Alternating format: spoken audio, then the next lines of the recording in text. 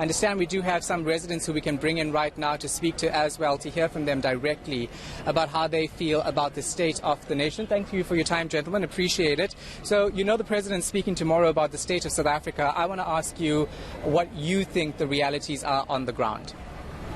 Okay, so basically what I feel is, like, firstly, we appreciate the President coming to Cape Town and speaking to the whole nation. But after all, I think we do need to tackle situations that's on the ground, especially where the youth is concerned. I'm not speaking about the youth of like 16, 13, whatever. We're speaking about 6, 7, 8, 9 years old. What I'm trying to say is that the communities does not have any role models. So what are our 6, 7, 8, 9-year-olds looking up to? You know what I'm trying to say? So we've got negativity, and we've got negativity. So what does South Africa hold for our 6-year-olds, for our 8-year-olds, for our 9-year-olds, especially for the younger generation that has children? Who do we teach our children to look up to? Yeah. You know, so we had Madiba, which is no longer an icon because he's gone. But we are looking at Jacob, and he did what he did. So we've got Cyril, and he is doing what he is doing. But then ultimately, the younger generation, they are looking for a role model, as in Nelson, what Madiba did fast. So where are we going? And I think these are the situations or difficulties that young children has to face with, and who do they look up to? Well, they should look up to you as well, right? Because it starts at home. But let me ask you about the state of crime in South Africa. Cape Town, of course, Langa being the murder capital in the country. Some would argue it's even higher than what we hear police give us information on. Do you think police are properly addressing the issue of crime in South Africa? Yeah, they are actually addressing it, but you know, what happens is in this case is that they actually don't get to the bottom of the line, and where it all starts. It's actually now smaller communities where it all starts. So it's not you're looking at this bigger communities where all drugs are going out. It's actually in the smaller communities, and that is what's affecting our youth actually. Yeah. Because the smaller communities where our big guys come out of. If you look at I stay in a community where there's poverty, right? So poverty affects us all. So there's no jobbing, there's nothing. Where do they go to? They go to the drug merchants at the end of the day. So there is people telling the police, giving the hints of, yeah, this is the drug dealers and this is not the drug dealers. But at the end of the day, the police don't go. It's almost like they're getting cash from them. So tell me two things very quickly what you want to hear from the President tomorrow when he addresses the nation. First things first is we'd like the President to actually, I would say, kind of come with a plan. How are we going to, I'm not saying that the situation will be bettered overnight, but what is the plan to better the situation? At the moment, I think our biggest problem right now, or our biggest concern, is our youth. Like you said, yes, we are the examples, but at the same time, we don't even have examples to look up to. So what are we presenting to the younger ones? So we'd like the President to actually just have a plan, get in the communities, the less poor communities, and kind of just have programs to keep the young people motivated and teach the young ones that there is more to what you experience currently. So I believe the President is actually speaking at an event now to address the youth in South Africa and try to create jobs for them. Thank you so much for your time, gentlemen. We appreciate it. You can watch the President tomorrow at 7 p.m. on ENCA Live. All right? Thanks so much for that. All right, let's continue the conversation now. We can speak to Howard Sitwater from Lavender Hill Community Leader. Howard, thanks so much. Take a step forward. Thanks for speaking to us. You're in the heart of your community in Lavender Hill, and crime and gangsterism is one of the biggest problems there. All these years later, still not adequately addressed.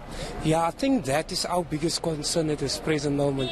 I mean, for the last 2 weeks, 3, or let's say month, only the army came in. After there was more than about 50 people being killed every day, 1, 2 each and every day. And I mean, more or less, it's about all the kids were being killed itself. I mean, up to 5 years old.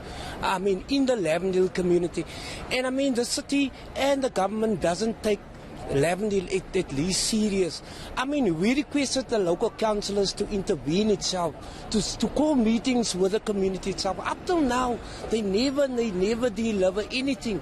And I think also our biggest concern is most of our community members or our people is basically unemployed, and they basically give, only the councillors give for their friends and who they actually know jobs, and the community, like the people who are standing on the streets, the gangsters, they want to work and they're not getting adequate jobs, at least from the city of Cape Town. And that is also one of the biggest problems. Housing is a major problem. Last week we occupied a school that was supposed to be demolished called Crisway High School, and the police came and they actually evicted us, and that was also backyard dwellers, you know. So in the city of Cape Town we're not feeling safe, we are not adequately at least looked after. Our community is basically being used when it comes to election. Like last week, 2 weeks ago, the DA sent via WhatsApp that the DA is going to build 500 houses for the community itself. I mean, we were fighting. Myself was one of those people for the last 8 years that's fighting for houses in our Greater Retreat area itself. So tell me, who's responsible ultimately, do you think? Is it the president or is it the provincial government who has to get this right for you? You know, at the end of the day, the three spheres plays together. And we spoke the last time to the Minister of Human Settlement himself, and we invited the President. I think the President doesn't know what's happening in Lavendale or in the so-called coloured community itself, you know. So you're still saying the President's out of touch with what's happening on the ground? I think presently, yes, the President is out of touch itself. But I think also it's our coloured community's fault also, because we don't come forward in terms of addressing these issues with the President itself. If you call the mayor runs damn plateaus running up and down in the Greater Retreat area, call meetings by meetings, but when you call him, he's never available. If you ask questions and stuff like that, they're never available itself to give answers. Yeah. They listen, but they don't give answers or results itself at the end of the day. Very quickly, Howard, give me one thing that you want the President to address tomorrow. One thing is really housing. Housing. All right, so I hear you loud and clear. Thank you for your time. Howard Sitwater is a Lavender Hill community leader speaking to us about the difficulties they still endure in 2020 and what he would like to hear from President Cyril Ramaphosa at the State of the Nation address. This, of course, is a build-up broadcast to Sona 2020. ENCA will give you rolling coverage from 4 p.m. tomorrow afternoon, and we will take the President live at 7. After the break, Sona promising to be a no-frills event this year, but will that really be the case? We'll find out. Stay with us. This is The Lead.